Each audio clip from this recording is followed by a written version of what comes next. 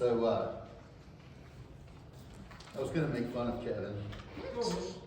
No, you were too nice. It'll make me look worse than I usually look. I'm going to skip a few things.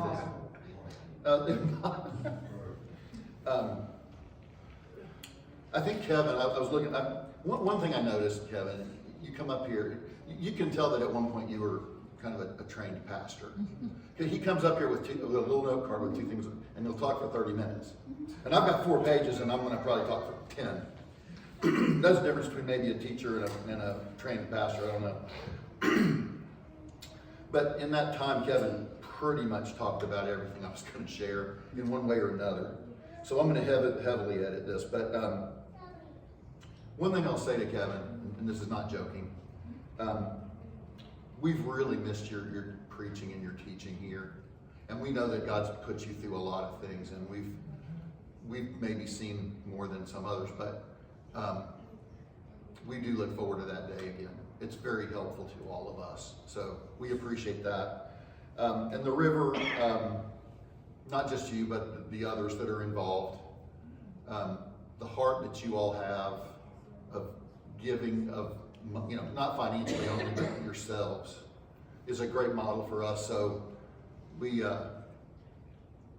really appreciate it. So I'm not going to say anything funny about Kevin. I'll say that for our Wednesday nights. We do meet every Wednesday night on Zoom or sometimes in person for elders meetings, and there are some things shared that are pretty funny, but those will also remain unsaid today. The first thing I want to do, and I'm going to edit this some because Kevin did talk about a lot of it, needs to be said. I wanted to go back to last week, and I just wanted to acknowledge all the different teams that did share. And Kevin mentioned it, but the Mercy team does so many things. The one thing about the teams that I appreciated when we were talking last week is that most of the things that the teams do are not here on Sunday. And we get really focused sometimes about Sundays. And Sundays are important to come together and share. But the Mercy team works all the time. It's not just him. Lynn does just so many things for so many people. Flowers and help and rides and ministering to them, and Peggy and Donna Marie on that team that pray all the time. And we really appreciate that. There's a lot of gifts that a lot of us have. One thing I'm really not is mercy. That's not my thing. So I really appreciate those that jump in and do that, because it doesn't come to my mind first. That doesn't mean that those gifts are more or less important. It's just we're all made differently. So I appreciate mercy. What Gail shared about the children and all the folks that teach on a regular basis. The one thing that God told me about that, because you could tell the heart that she had and the heart that all the teachers have. Our children are our next generation. And the world, if you look at the world now, the world needs godly children, a next godly generation coming up. And that's what their heart is. And that means a lot to me to know that that's happening every week. So I appreciate that. The worship team, I'm not going to talk about that very much because I'm on it and it kind of sounds but these folks spend a lot of time outside of Sunday morning. I mean, we spend, I don't know how long, an hour and a half or whatever before everybody gets here to practice and things like that. But there's a lot of planning and a lot of communication back and forth about where's God got our body and how should we put together a group of songs that for a certain purpose. And for Michelle and even Linda and Tony does a lot besides just singing all of the video, the slides and stuff. So really appreciate them. And the admin team, I know Cindy spent a lot of time talking about what she does and what Kelly does, and Scott obviously has done a lot too. 98%, almost 100% of what they do is outside of here, and it's almost unnoticeable. But last year, I know you mentioned a couple of the things, Cindy, but I don't know if the sign was last year or the year before, but the sign got blown away in a storm. We had to get that done. The eaves got blown off. We had to get that done.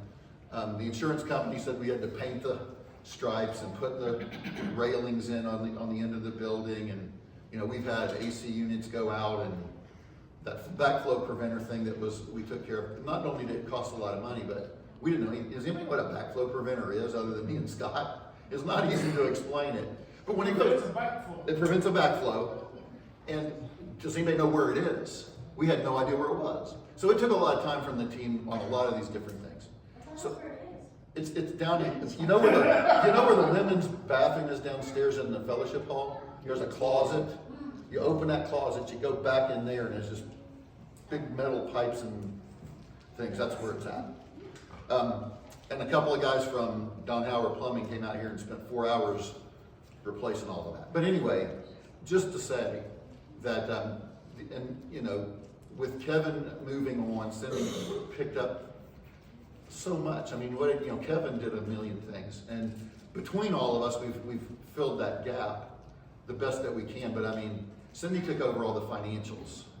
It's not that easy to pick up QuickBooks and figure out where all of our accounts, how they work, and getting us able to use the bank account because we weren't on it, and all of these different things. There's just a million. So I really appreciate that. And like Kevin said, one of my gifts is admin, and I had been kind of on the side of it for a long time, but this last year, you really see how it works, and so really appreciate them.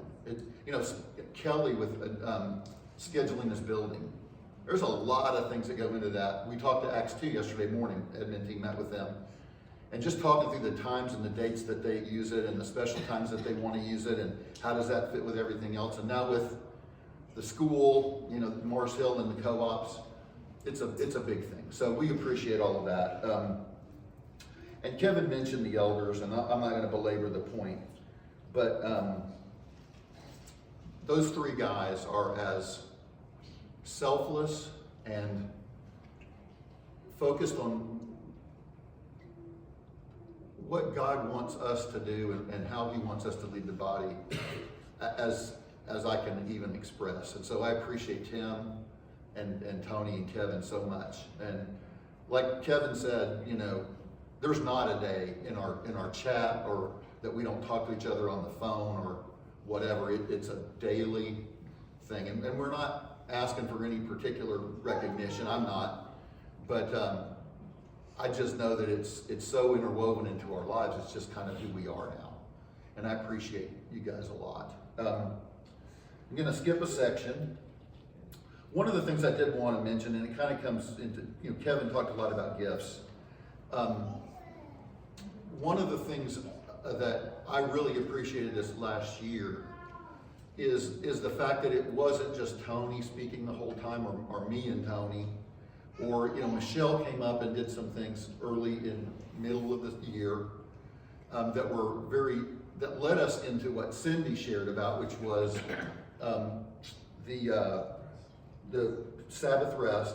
And I wanted to say to Cindy, and I wanted to encourage you guys, if you were a part of the Sabbath rest things, if you all have any testimony about if you've done anything differently and how that's changed you, I encourage you the next time we circle up, whenever that is, to share a little bit about that.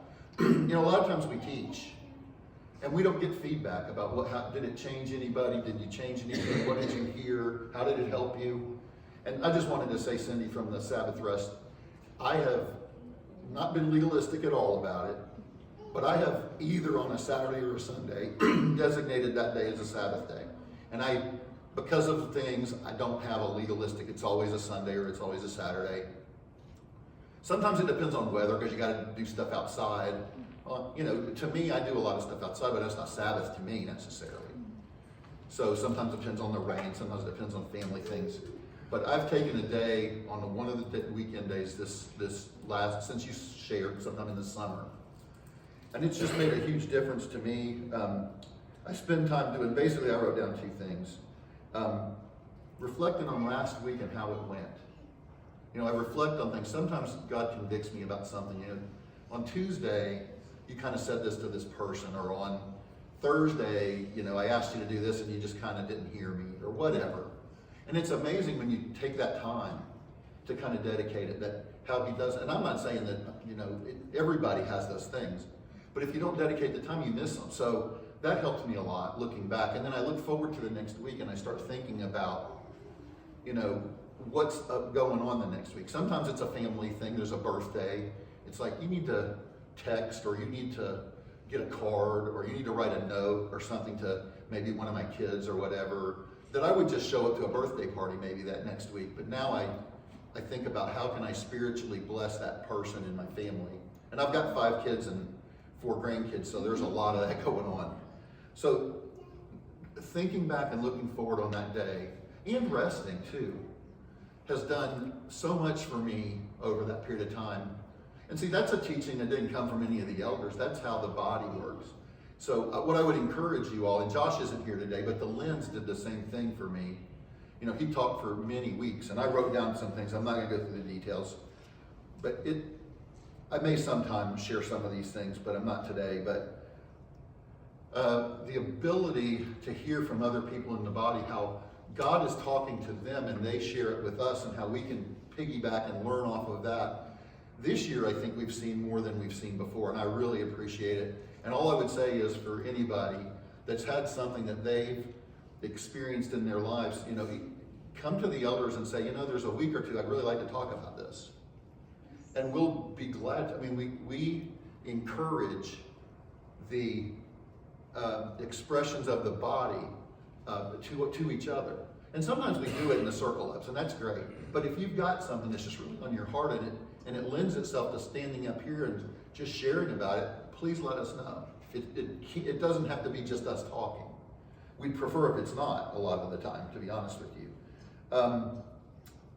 Obviously, the other thing, and this is one of my gifts too, is giving. Giving is a big thing to me. And Kevin, you guys, as far as your giving in the river, blows me away. But when we think about the size of this body and what we do for each other, when someone has a need, it gets met in our body. That's an amazing thing to me. Again, you mentioned Operation Christmas Child, but a group of this size put together, you put up the picture last week or the week before, 96 boxes and all of us standing around it. Come on. And then not only that, but right after that, we challenged the body to bless the people at the halfway house, the men there. And we put together, I don't know how many bags, I don't remember the number, 20 bags, and presented them over there. And you all just kept meeting the needs. And it's not you all, it's God through you all. But God, you can't outgive God, is the kind of trite thing that we always say. The reason that that's a thing that we say all the time is because it's true. A lot of things that are repeated, we kind of say them over and over, and we kind of forget that it can get trite, it can get repetitive, but the bottom line is it's true. You cannot give to God and not have it come back. It's an amazing thing.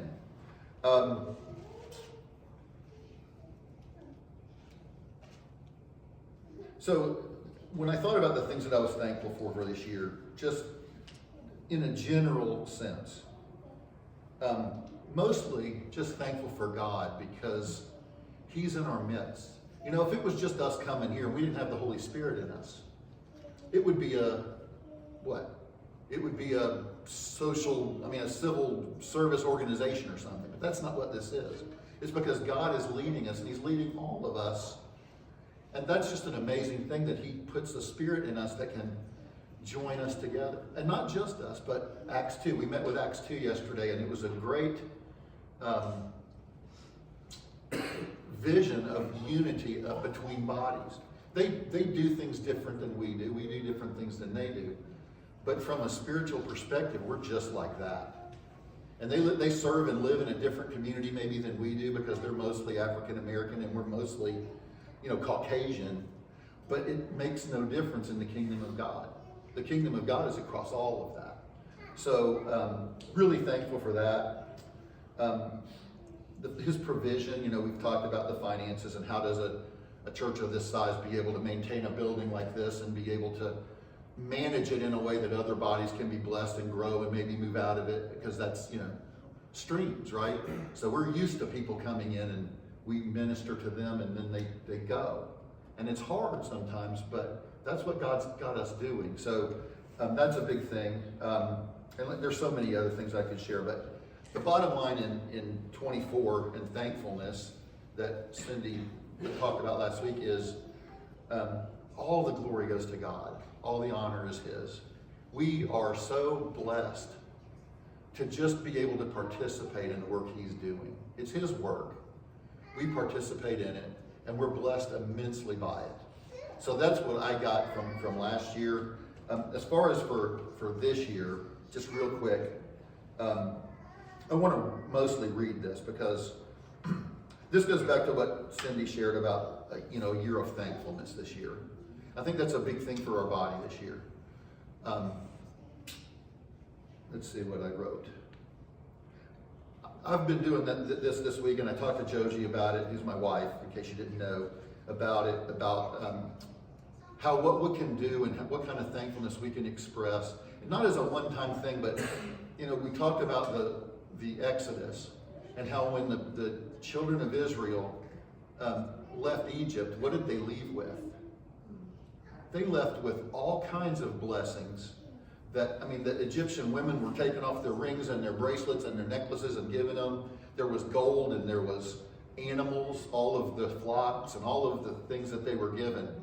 And they lived with those things in their possession for a couple of years. And then when God said, here, I'm going to build a tabernacle and I need these things, He had already provided them back in Egypt when they came out, and they willfully gave those back. So my wife and I started talking about the last couple of years and blessings in our life, not just financial things, but things like one of our grandsons came from Ohio and now lives with one of our daughters.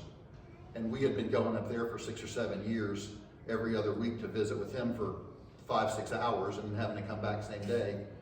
Now he lives in Nicholasville with her. His life has changed so much in his behavior. He had some behavioral things. He's still got them some, but in the 9 months or so that he's been here, it's changed amazingly. That's something that we felt as we were talking through yesterday. We should really honor God that He did that, because it's not a common thing what happened in that situation. So it can be financial, it can be something else, but as God blesses you this year, think about how that is and contribute to this body to be able to maintain this wonderful place that we have to meet. I called her the other day, we were talking about the building, I just called her our old lady. Mm-hmm. But she's 40 plus years old now. This part of the building's 42 and that one's like 38 or so. And it's showing some signs of needing some fairly major things. And so that's what God's given us as a possession, right? He's given us this to steward over. He will bless us in a way that if we bring those blessings to Him, we'll continue and we'll be fine. So that to me is a big thing for 2025. Kevin mentioned streams. Part of the vision that he gave us a long time ago was streams. And when we think about streams leaving our body, we often think of individuals. Michael and JoJo that are now in France, and Mikey and Cindy are in West Virginia, and the Wilkersons who are now in Memphis, and there's streams all over. But if we think about our body, the streams that we've put out, I just heard, the Ukrainian church that's grown and grown and grown. They just bought, I guess it was the Quest Lexington City Church building. I just heard that. That's probably the second biggest church building in the city, maybe, I don't know. It's big. But they started here. They started here, fairly small group, very faithful, wonderful people. They bought a building in Versailles. They bought the one that they're at now on Brannan, and now they've outgrown it, and now they're moving over there. But the first place they ever met when they came together in Lexington was here. That's a stream for us. We don't have a whole lot of interaction with them anymore, but there are people in that church that still remember where they started. My doctor that replaced Dr. Scott, her name is Ilyashenko. She goes to that church, and the first time I went into that building, and met with her, and she started poking and prodding and all the stuff Tim used to do. I mentioned Tatesbrook, and she knew that church had been, she wasn't there at the time, but she's since come into town and done that. She was in school. And she remembered, they have passed that on. So that's a stream. And LCF is a stream. And I mean, you start naming, Growth Point. There's just, and there's more. He has allowed us to birth streams out of the fact that we maintain this building and let people in. Acts 2, we talked yesterday with them. We don't, they have a vision that's bigger than being here forever. So we want to pray for them. That kind of thing. So that we have another year of that to look ahead of. And then I'm just going to wrap this up real quick. So where are we going in 2025? I wrote this down. I said, I don't know where we're going. I can't possibly know where we're going without him. And I can't possibly know where I'm going unless he tells me. So sometimes, and he did this with Abraham, he would give Abraham a step. And he'd say, pick up your tents and go there. And then pick up your tents and go there. Abraham didn't know the whole path from A to E, where he ended up. He only knew here to here. And so for 2025, I don't know where it is, but God will show us when it's time, and we'll go there. So if you ever think about, well, where are we going? Listen, if a church has a 5-year plan, either they hear God better than we do, or he's given them a static kind of plan that's longer term, or they've made their plans and God should direct their steps. We don't get that here. I'm not saying it's wrong elsewhere. We don't have a 5-year plan because we don't know. But we do know God's in the midst and in control of it, and wherever he wants us to be in June, we'll be in June. Wherever he wants us to be at the end of the year, we'll be there. So I don't know, but he knows. And just last 3 things. If 2025 is anything like the previous 35 years I've been here, I started coming here in 1990, so this is the 35th year. There's going to be continued challenges. With our walk comes challenges. We've seen them in 24. We're going to see them in 25. All of them we don't know yet, but they're going to come. We've learned how to handle those, and we're going to handle these too with his leadership, right? So there's going to be challenges. There's going to be incredible blessings because we follow his leadership through those and through everything else. So there's going to be challenges and there's going to be blessings. Last sentence. I wouldn't want to go through those challenges or those blessings with any other group of people than y'all. I feel very privileged to have lived my Christian life from the time I was 27, and I had just kind of rededicated my life because I was living like hell. From the time I was 27 to now, all the people that have been here over all the years, and all of you who have been here for so long while I've been here, there's no other group that God has blessed me more than anything with being able to minister and grow and cry and laugh and enjoy following him with you all. So that's all I have to say.